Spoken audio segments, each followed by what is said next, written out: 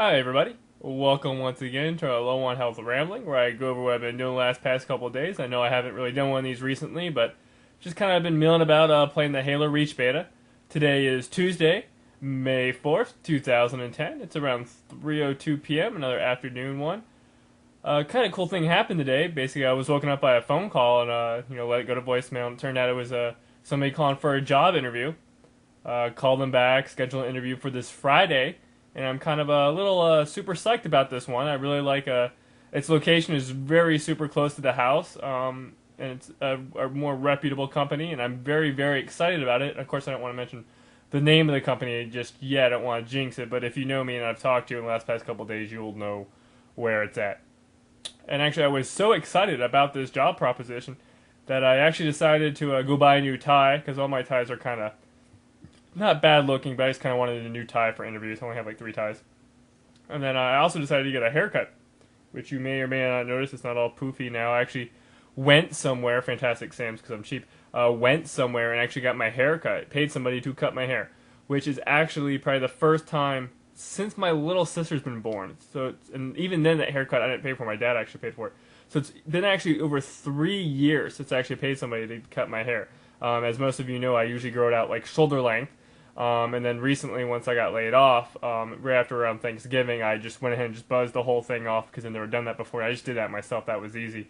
But it's been kind of getting unruly, and because this job I'm really super psyched about, I want to actually get it professionally cut, so I got it cut, which is kind of cool. It's just interesting. I'm not usually used to paying money, and I'm very frugal right now, so that kind of, I had to justify that, in which case I'm still going to work on that. What else happened today? I did that. And I also got a call from my homeowner's insurance or my mortgage company. I got a sinkhole thing to deal with. Not that I have a sinkhole. It's just that apparently that coverage got dropped on my insurance policy, and I had to call them to reinstate it, and they have to fax stuff. That's neither here nor there, but that was just another phone call I got, which I thought was going to be went to voicemail, and then I was like, ooh, another job. Because I send out resumes all the time, like, ooh, another company is ironically calling me the same day. Maybe I'll have a bunch of interviews this week. And it was like, no, you need to do this, this, and that. So I called them, and they're faxing stuff over. Yada, yada, yada. But no, kind of cool. Not wanting to set myself up, but it's nice to have an interview to look forward to. Kind of gives my week some type of solid thing there. Let's go ahead and just move on to the regular stuff real quick. This website real quick had this little write-up about the Nickelodeon stars, like their life after Nickelodeon. Classic people you might have saw when we were growing up, if you're the 20 and 30-somethings that most of you are. In which case they mentioned Doug. In which case they mentioned that Doug was actually brought back by Disney in a horrible attempt to, reestablish him and give him to a new audience, which didn't really work out. Melissa Joan Hart, as we all know, she did, Sabrina the Teenage Witch, and she's kind of just moved on to family life. Ren and Stimpy, they tried to do another stint in which that didn't work. Kenan Thompson from Kenan and Kel, don't really remember what it says about him, whatever.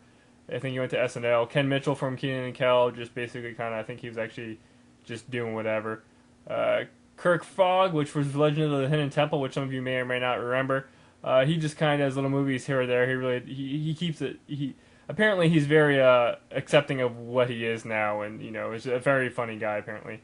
Larissa Olinovic from The Secret World of Alex Mack. I remember this show back in the day. I thought this was probably one of my more favorite Nickelodeon shows because it was kind of sci-fi-ish. I really enjoyed it, and she's apparently actually they mentioned after her career as a child star, she did something that no Nickelodeon stars usually do, or child stars. She actually went to college and actually has a normal life, and that was kind of cool to see. Not somebody kind of washed up anywhere. She actually made something of herself. And then of course Michelle Trachtenberg, which we all know from Pete and Pete. She of course became the key Dawn from Buffy the Vampire Slayer. She's actually kind of moved on to doing little movie bit parts here and there. Kind of a real annoying Buffy the Vampire Slayer character. I didn't really dig her. Liking her more in the comics. But now that I'm like, oh, right, she was from Pete and Pete. It kind of makes 2 and 2 when you think about it. She was always overgenetic too in Pete and Pete. And then, of course, from Pete and Pete, you have Danny Tannerbow, which was the younger one. He apparently kind of just isn't washed up, but he decided to go into music, and he's doing good stuff there with his band. And then the other Pete, the older one, Mike Momora, basically has kind of done a couple movies here and there, but nothing really, really great. He's just kind of a D-list actor. And then Amanda Bynes, who I don't remember from the Amanda Show, she apparently is a Maximum Cover Girl now or some bullcrap. But I thought that was really interesting to kind of see our old Nickelodeon people now, because mostly almost everything that's on Nickelodeon now is animated. There's not that much live action stuff. Remember the Roundhouse? Anybody remember Roundhouse? It was that SNL type of show for kids. Anyway, moving on here to game news. God of War apparently is returning to PSP. They're apparently making another God of War game, and for the PSP. In which case, when I played the God of War PSP game, I think it was after God of War 2, I was like, man, I'm really through with the series. In which case, after 3, God of War 3 for the PS3, I'm like, wow, I'm really through with the series. And now they're doing another PSP one. I mean, really, get over it, guys. Granted, it's a great franchise for you, but you're milking the hell of it. Come on, focus on something like Infamous or that's really the only other PS3 property I can think of that's actually worth either doing or that was fun was Infamous. I mean, Uncharted 2, we already had Uncharted, so Ratchet and Clank. Yeah, well, that's the PS3 for you. But, good for them. PSP gets another good game, which it always needs. But really, God of War, we've already had too many. Speaking of other games, I want to mention this game, Breath of Death 7, the beginning. It's an RPG on the Xbox Live Indie Arcade games, in which case it's a $1 game, which is awesome. It's basically an old-school 8-bit RPG, along the lines of Dragon Warrior or Dragon Quest, where basically you see the enemies, you don't see your party. And one of my Xbox Live friends was playing there, and I'm like, oh, let me look into it. And once I realized it was a dollar game, this is what I've been looking for. A new game to play that's a retro throwback, that's cheap, and this game has a humor about itself. Like, it doesn't take itself too seriously. It definitely is kind of a parody of normal RPGs. But it's awesome. It's on Xbox Live Indie Arcade games, which are kind of like community games. In which case, once a year, I actually play one of these games. I want to mention Clover. Before was a really good one. That was like a $5 one. Of course, the game everybody has played was, I made a game with zombies in it. That was a $1 game. But this game is just a really fun old school RPG, and I recommend any old school RPG fans give this game a play. It's only $1. It's on Xbox Live. Granted, you don't get any achievements for anything, but it's just really, really cool, and I really enjoyed it. It's a 4 to 6 hour adventure. There's a hard mode. There's a score attack mode. It's one of those nice little fun games to pick up real quick and play. The combat isn't that in depth. It's a very basic RPG, and it's really, really, really, really fun. So I just want to mention that. I can't say that many good things about it. It was just really, really, really fun, and give it a try. It's $1. Come on, everybody has $1 on the Microsoft Live thing.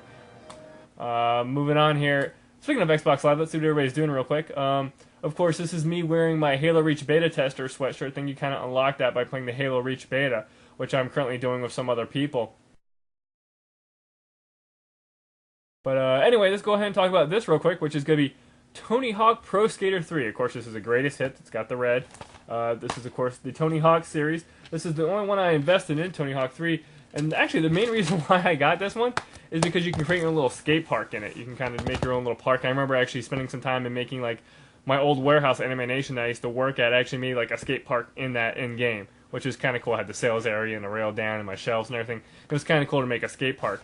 And of course, we all kind of know where the Tony Hawk series has gone from here. It's kind of gone strictly downhill. I think I played Tony Hawk's Underground, which was kind of a spoof of just kind of the skateboard, tricks and accidents type of game. And then, of course, we had Tony Hawk's Ride recently, which was a huge flop. I have not heard any good things about Tony Hawk Ride. That controller that you see is just horrible. It's not worth it. It's one controller for one game. They might do more, but the controllers are just horrible. And honestly, nowadays, if you ask anybody about skating games, they're going to mention, once again, just want to do that again, they're going to mention Skate. In which case, Skate's kind of the new skateboarding game out there. It has a nice, fun, intuitive, actually game controls to it, where you kind of use your sticks to perform the different moves, and it takes, dexterity and actually finger skills, as opposed to like Tony Hawk, where it's kind of exaggerated skating. Skate's more of a realistic one, and I always keep the newest Skate demo on my Xbox 360. So whenever I want to do like a skating around thing, I will basically just boot that demo up and kind of just have fun doing the different tricks and whatnot. But I definitely kind of like Skate. It has more of a realistic, fun, just kind of vibe to it. It's refreshing, the gameplay. But other than that, as always, I like to wish you guys a happy day and whatnot. And I'm going to be kind of uplifted and high in good notes until Friday, and then hopefully I'll have that interview, and hopefully everything will go well. And I doubt I'm going to get the job right there. That's only happened once. I got the job right after the interview. Like, hey, you can start next Monday, and that was great. That was the ESS TV repair shop. But it gives me something to look forward to, which is always kind of cool. And as with doing my bike rides and my yard work, I've kind of almost got full days nowadays. But like I said, thank you guys for watching, and I'll catch you next time.